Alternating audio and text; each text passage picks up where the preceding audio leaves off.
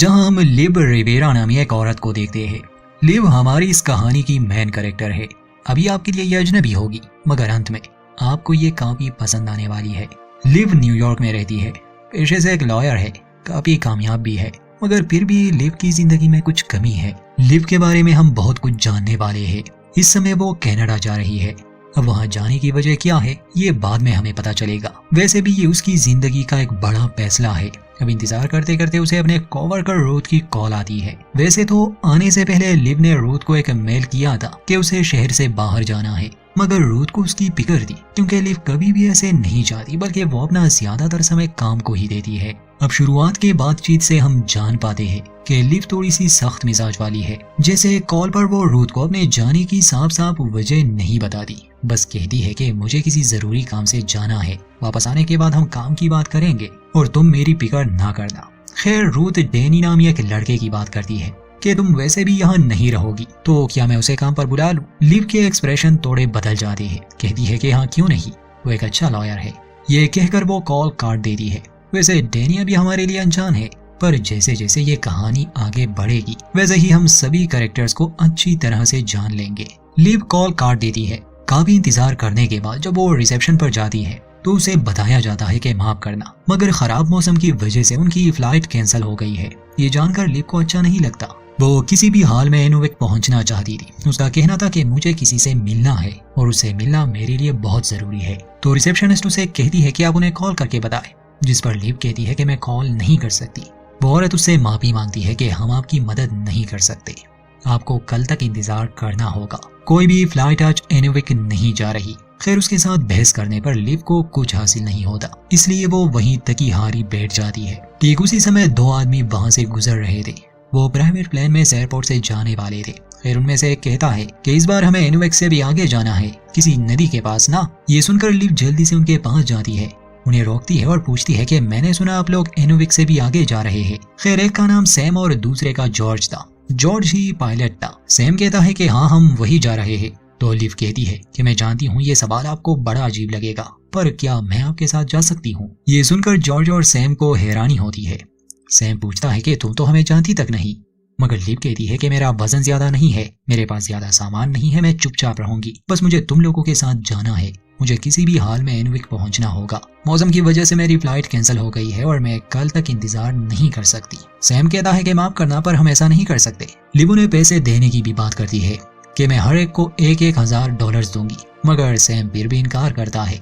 अब लिव थी जिद्दी, वो अपनी बात से पीछे नहीं हट रही थी। इन लोगों का शोर सुनकर एक सिक्योरिटी गार्ड वहां आ जाता है। हालात को देखते हुए सैम उसे ले जाने के लिए मान गया। सैम और जॉर्ज के पास एक छोटा जहाज था। कुछ तैयारी करने के बाद वो इस एयरपोर्ट से उड़ान भरते हैं। लिव थोड़ी घबराई हुई थी, मगर उसका जाना शायद बहुत जरूरी था। सफर के दौरान उसकी और सैम की कुछ बातें होती है। सैम लिव से पूछता है कि सांप लग रहा है, तुम्हें उड़ना पसंद नहीं, जिस पर लिव जवाब देती है कि हाँ मुझे गिरना पसंद नहीं। लिव सैम से काम के बारे में पूछती है। सैम कहता है कि मैं एक फोटोग्राफर हूँ और नेशनल जियोग्राफिक के लिए काम करता हूँ, जिस पर लिव कहती है कि तुम्हारा काम तो मुझसे कई ज्यादा मजेदार है क्योंकि मैं एक लॉयर हूँ। लिव टर्बुलेंस का कारण पूछती है तो सैम बताता है कि इन दिनों गर्म और सर्द हवाएं एक दूसरे से टकराती है, ये उसी की वजह से है। कुछ देर बाद जैसे ही लिव अपना सेलफोन निकालती है, जॉर्ज उसे कहता है कि आप इसे वापस रख दे, इससे हमें समस्या आ सकती है। लिव उनकी बात मान लेती है। सैम उसे ड्रिंक ऑफर करता है कि इसे शायद घबराहट कम हो जाए, मगर लिव वो लेने से इनकार करती है। खैर सैम उसे पानी की एक बोतल और एक चॉकलेट बार देना चाहता था। लिव तो वो भी लेना नहीं चाहती थी, मगर सैम उसे कहता है कि जब हम इनोवेक पहुंचेंगे वहाँ सब बंद होगा, तुम्हें भूख लग सकती है, प्यास लग सकती है, इसलिए ये ले लो। सैम लिव से वहाँ जाने की वजह पूछता है। लिव कहती है कि एक बोरिंग सा केस है। खैर सैम उससे और बात करना चाहता था, मगर लिव कहती है कि अब मुझे सोना है। सैम उसे और परेशान नहीं करता। लिव कुछ समय के लिए अपने आंखें बंद करती है, उसे नींद भी आ जाती है। दोस्तों ये कहानी आगे पीछे जाती रहती है, कभी लिव के बचपन में, कभी उस समय में जब वो काम पर होती थी। हमारी कोशिश यही होगी कि ये ज्यादा कंफ्यूजिंग ना लगे। खैर लिव जैसे ही अपनी आंखें बंद करती है, हम उसके अतीत में पहुंच जाते हैं, उस समय में जब रूथ ने उसे कॉल करके एक पार्टी में बुलाया था। लिव काम को लेकर बहुत सीरियस रहती थी। बचपन से ही उसके ज्यादा दोस्त नहीं थे, जो थे वो भी कुलीग्स थे। खैर लिव के परिवार के बारे में काफी कुछ सामने आएगा। पार्टी में आने पर रूथ उसे डैनी से मिलवाना चाहती थी, वैसे डैनी भी एक लॉयर ही था, दोनों एक ही कंपनी में काम करते थे। रूथ को लिव की काफी फिक्र थी। ये सुनकर के रूथ ने उसे बहाने से बुलाया है ताकि वो डैनी के साथ समय बिता सके। वो वापस जाने वाली थी मगर रूथ उसे रोक लेती है। खैर मजबूरन डैनी से वो बातचीत शुरू करती है। वो समझ रही थी कि रूथ यही चाहती है कि दोनों रिलेशनशिप में आ जाए। ऐसा नहीं था कि लिव को डैनी पसंद नहीं था, मगर लिव की सोच थोड़ी सी अलग थी। यादों से निकलकर जैसे ही लिव की आंख खुलती है तो प्लेन क्रैश होने वाला था। वो घबरा जाती है और पूछती है कि हम इतना नीचे क्यों उड़ रहे हैं। जॉर्ज का कहना था कि मुझे सिग्नल नहीं मिल रहा और हवा का दबाव बहुत ज्यादा है। वो जल्दी से उन्हें सीट बेल्ट पहनने को कहता है और देखते ही देखते वो प्लेन एक झील में क्रैश हो जाता है। कुछ लम्हों के लिए लिव बेहोश हो गई। होश आने पर वो देखती है कि प्लेन पानी में उल्टा पड़ा है। अभी तक वो डूबा नहीं था। सैम घबराया हुआ था। बाकी तो वो ठीक लग रहा था मगर जॉर्ज की हालत ठीक नहीं थी। उसके पैर में मेटल का एक टुकड़ा फंसा था। क्योंकि सैम को तैरना नहीं आता था इसलिए वो जॉर्ज की मदद करने के बजाय अपनी जान बचाने में लगा था। लिव तो कोशिश कर रही थी कि वो जॉर्ज को वहां से निकाल सके मगर इतने में सैम प्लेन का दरवाजा खोल देता है जिससे प्लेन उलट जाता है और पानी भरने लगा। सैम इतना घबराया हुआ था कि वो प्लेन से निकल जाता है। लिव तो बहुत कोशिश करती है कि वो जॉर्ज को बचा सके मगर अब प्लेन पानी में पूरी तरह डूब जाता है जिससे जॉर्ज की तो मौत हो गई। लिव भी मर जाती मगर उसे तैरना आता था इसलिए वो ठीक समय पर प्लेन से निकल आती है। जैसे ही वो सतह पर आती है देखती है कि सैम डूब रहा है। वो मदद के लिए आवाजें लगा रहा था इसलिए लिव जल्दी से उसके पास आती है। पर वो कहते हैं ना कि एक डूबता हुआ इंसान अपने साथ दूसरे को भी डुबाने की कोशिश करता है, इसलिए खुद को बचाने के लिए वो लिव को डुबाने लगा। खैर लिव उसे तैरना सिखाती है कि अपने पैरों को हिलाओ। किसी तरह दोनों किनारे पर आते हैं। लिव उसे अकेला नहीं छोड़ती क्योंकि वो समझ चुकी थी कि सैम ने जो भी किया जानबूझ के नहीं किया। किनारे पर पहुंचकर लिव देखती है कि सैम बेहोश हो चुका है। वो उसे होश में लाने की कोशिश कर रही थी। सैम दर्द से तड़प रहा था क्योंकि उसके पैर में मेटल का एक टुकड़ा फंसा था। लिव उसे निकालना चाहती थी मगर सैम होश में आता है और कहता है कि नहीं, खून को किसी तरह रोको, बांध दो पैर को। लिव अपनी पूरी कोशिश करती है और पैर को एक कपड़े से बांध देती है। खून तो रुक जाता है मगर सैम फिर से बेहोश हो गया। अब लिव मेटल के उस टुकड़े को भी निकाल नहीं सकती थी क्योंकि फिर जख्म का इलाज भी तो करना होगा। उसके पास ऐसा कुछ था नहीं और फर्स्ट एड किट तो प्लेन के साथ ही डूब गया था। लिव को डर था कि कहीं ऐसा तो नहीं कि सैम मर गया। वो उसकी दिल की धड़कन चेक करती है। यकीन आने पर कि वो जिंदा है उसे राहत मिली। अब उसे मदद के लिए कॉल करनी थी। वो अपना सेल फोन चेक करती है जिसमें नेटवर्क नहीं था। फिर वो सैम का सेल फोन चेक करती है मगर उसमें भी नेटवर्क नहीं था। सैम के जेब में उसे एक लाइटर भी मिल जाता है। वो तो बेहोश पड़ा था। अब लिव को किसी ऊंची जगह पर जाना था जहाँ सिग्नल आ सके। वो सबसे ऊंची जगह पर पहुंच जाती है मगर कोई सिग्नल नहीं। और ये देखकर कि उसके चारों ओर मीलों तक फैला एक वीरान जंगल है, उस पर डर हावी होने लगा क्योंकि यहाँ से निकलना, वो भी जिंदा, किसी इंसान के लिए बहुत मुश्किल हो सकता है। वो चिल्लाती बहुत है कि क्या यहाँ कोई है, मेरी मदद करो। मगर इस बड़े जंगल में बस उसी की आवाज गूंज रही थी। थक हार के वो वापस उसी जगह आ जाती है जहाँ पर सैम पड़ा था। रात होने वाली थी। वो कुछ सूखी लकड़ियां इकट्ठा करती है ताकि आग जला सके। सैम के जेब में उसे लाइटर तो मिला था मगर बदकिस्मती से वो काम ही नहीं कर रहा था। इस बात से लिव निराश हो जाती है। मौसम ठंडा था, कुछ था नहीं, इसलिए वो कुछ टहनियां और पत्तों से ब्लैंकेट बना लेती है। सैम के साथ ही सो जाती है। इसी के साथ हमें उसका और डैनी का वो लम्हा दिखाया जाता है जब दोनों एक दूसरे के करीब आ चुके थे। कहानी जैसे ही प्रेजेंट में आती है, सुबह हो चुकी थी। लिव उठती है। पहले तो सैम को चेक करती है, वो अभी भी बेहोश था। पास एक पेड़ था जिस पर वो एक लाइन बना देती है, मतलब ये कि उसे यहाँ 1 दिन हो चुका है। अभी वो वहाँ बैठी ही थी कि उसे सैम की आवाज सुनाई दी। जैसे ही वो उसके करीब आती है, देखती है कि सैम बहुत तकलीफ में है।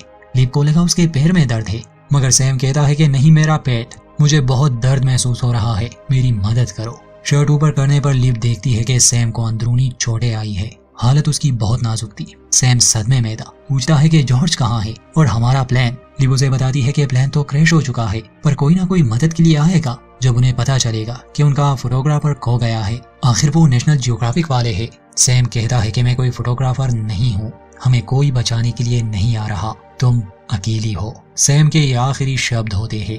इसी के साथ वो मर जाता है। सैम को कोने से लिव टूट सी जाती है। उस समय वो बहुत रोती है, बहुत चिल्लाती है। अंत में वो एक तस्वीर लेती है। वो उसकी ओर देखने लगी और यहीं पर एपिसोड 1 का दी एंड। देखते हैं लिव इस जंगल में जिंदा रहने के लिए क्या क्या करती है। ये कहानी कंटिन्यू है दोस्तों, तो जुड़े रहिए।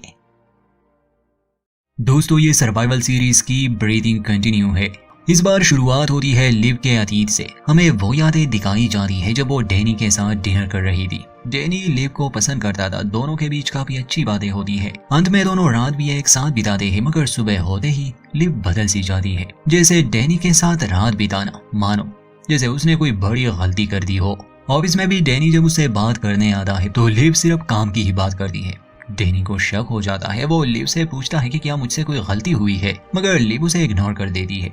इसलिए डैनी चुपचाप अपने काम पर चला जाता है। अब कहानी आती है प्रेजेंट पर। लिव को यहाँ इस जंगल में झील के किनारे एक दिन हो चुका है। सैम आज मर गया। लिव काफी उदास थी। आहिस्ता आहिस्ता अब उसे अपनी ही यादें सताने लग जाती है। कुछ यादों से उसे मदद मिलती है, कुछ से वो उम्मीद खोने लग जाती है, मगर अकेले होने की वजह से उसका दिमाग भ्रम की एक दुनिया बना लेगा। जैसे उसे अपने कानों में डैनी की आवाज सुनाई देती है जो कहता है कि प्लेन को भूलना मत। वो झील के किनारे सोच रही होती है। उसे पता था प्लेन के अंदर एक रेडियो है जिससे शायद वो संपर्क कर सकती है अगर वो उसे ले आए, मगर उसे लाना आसान नहीं था। वो काफी गहराई में था। वो अपना शर्ट और पैंट उतारती है। जैसे ही पानी में जाती है वो इतना ठंडा था कि वो वापस से भाग आई। वो समझ गई कि मैं तैर के नहीं जा सकती। वो सोचने लगी। फिर वो फैसला करती है कि वो लकड़ियां जमा करके एक छोटा सा राफ्ट बनाएगी। लकड़ियां तो उसे मिल जाती है, मगर उसे बांधना आसान नहीं था। पहले तो वो सैम के बेल्ट का इस्तेमाल करती है, मगर वो कम पड़ जाता है। फिर वो उस कपड़े को भी ले लेती है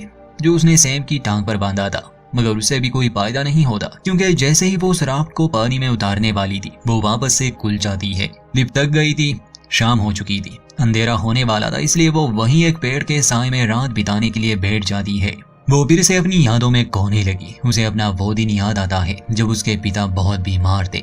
वो उसके पास गई थी, वो गुजर गए। उस रात लिव ने बहुत शराब पी रखी थी और गलती से उसने अपने ही अपार्टमेंट में आग लगा दी थी। वो इतनी बेहाल हो चुकी थी कि कमरे से भी ना निकल पाई। बाद में फायर ब्रिगेड वाले उसे बचाने तो आए, मगर उसने काफी धुआं इनहेल कर लिया था। प्रेजेंट की कहानी में अब रात गुजर चुकी है। लिव को कुछ तो करना था। उसके पास पीने का पानी भी खत्म होने वाला था। एक चॉकलेट बार था जो सैम ने उसे प्लान में दिया था। इस बार वो राफ्ट के बजाय एक लकड़ी को लेती है और उसकी मदद से उस जगह पहुंच जाती है जहां वो जहाज डूबा था। पानी बहुत ठंडा था, मगर फिर भी हिम्मत करके वो नीचे जाती है। पहले तो वो अपना बैग और सैम का बैग बाहर निकालती है। उसे उम्मीद थी कि इसमें संपर्क करने के लिए कोई उपकरण जरूर होगा, और इस बार उसे जाना था रेडियो लेने। उसे याद था रेडियो कहाँ है।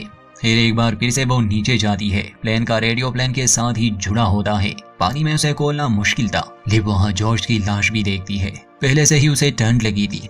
उसे पता था रेडियो निकालना उसके लिए नामुमकिन है, इसलिए वो जल्दी से बाहर निकल आती है, मगर हाइपोथर्मिया की वजह से उस पर नींद हावी होने लगी। तभी उसे अपने पिता थॉमस की आवाज कानों में सुनाई देती है जब वो उसे स्कूल जाने के लिए जगाते थे। लिव जाग जाती है और किनारे की तरफ आने लगी। करीब पहुंचकर वो देखती है कि वहां पर एक जंगली भालू आया है। लिव उसे भगाने की कोशिश करती है, मगर चॉकलेट बार की खुशबू सूंघते हुए वो यहाँ तक आया। वो तो उसने खा ही लिया। फिर वो सैम की तरफ बढ़ने लगा। ये बात लिव को तो अच्छी नहीं लगती कि वो सैम को भी खा जाएगा। वो उसे आवाजें लगाती है, डराने की कोशिश करती है ताकि वो यहाँ से चला जाए, और वो चला गया। लिव को थोड़ी राहत मिलती है। वो अचानक पानी से नहीं निकलती, थोड़ा इंतजार करती है। जब उसे यकीन आ जाता है कि वो बालू चला गया, वो झील से बाहर आती है। ये देखकर उसे दुख होता है, गुस्सा भी आया था कि बालू उसका सारा खाना खा चुका है।